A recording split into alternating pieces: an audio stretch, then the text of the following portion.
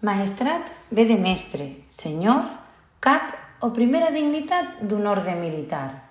Al Regne de València, en el segle XIV, va rebre aquest nom un extens territori a l'extrem nord del nostre país per haver format part de l'Ordre de Montesa, una denominació que fou recollida pel naturalista Cabanilles i el notari Carlos Sartou Carreres en els primers intents de comarcalitzar el nostre país. Eixa va ser la base de la proposta del geògraf Joan Soler, que ha esdevingut tradicional i que separa el Baix Maestrat de l'Alt Maestrat. També la tradició popular ha recollit aquesta consciència d'afinitats comuns, que ha anat ampliant-se a altres zones properes com els Ports o la Tinença de Benifassà, que res tenen a veure. Igualment, l'administració s'ha fet ressò d'aquest sentiment i s'han anat realitzant diverses iniciatives i agrupacions amb el Maestrat aragonès. El que està clar és que Benassal ha format sempre part d'aquesta comarca i val la pena visitar-lo per la Mola, on s'encontra l'Aula Museu de Carles Salvador, el Fort de Dalt o la Torre de la Presó, a més de les cases senyorials de Sánchez Cotanda, Graugras o Matutano. I no podem oblidar les ermites de Sant Roc i Sant Cristòfol, situades al cim de les muntanyes que envolten el poble. Possiblement siga el balneari de la Font d'en Segures el lloc més conegut i amb aigües mineromedicinals per a malalties renals. En un lloc del terme d'aquesta increïble contrada, molt prop del Rivet, vivia el tio Terencio, un home entrat en anys i en saviesa popular, a qui la salut no li perdonava l'edat. El cas és que ja no podia encarregar-se de tot i com els seus fills se n'havien anat a Castelló, va confiar les seues terres i els seus animals a un nebot jove, sense experiència.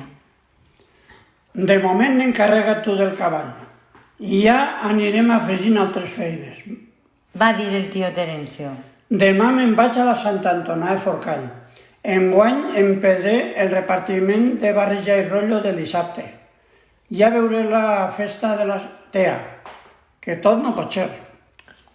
I el jove se n'anà a dormir amb la responsabilitat d'alçar-se punteta de dia. Això ho va fer i va pensar que estaria bé donar-li de beure al cavall i així tindria el dia tranquil. Però la bèstia no li feia cas, no volia anar al baci. Amb la força que dona la joventut li va dir: Com que no vols anar a beure? Ara mateix ho faràs. Ja veuràs. Sols faltaria això, que manara més un animal que jo. I tot era estirar del ramal del cavall, espentar la grupa, inclús de la grinxera, i no hi havia manera.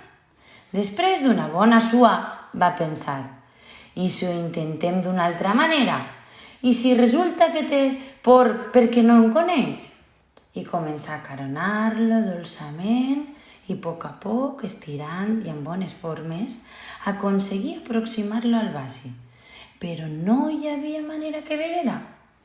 Aconseguia apropar-lo a la vora del baci i amb la força li doblegà el coll fins a posar-lo en contacte amb l'aigua.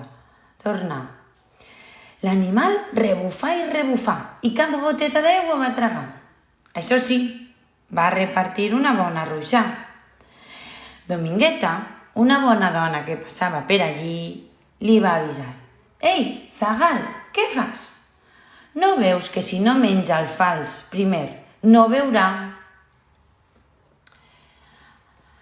Així passa amb l'educació, els metges, els idiomes i moltes altres coses.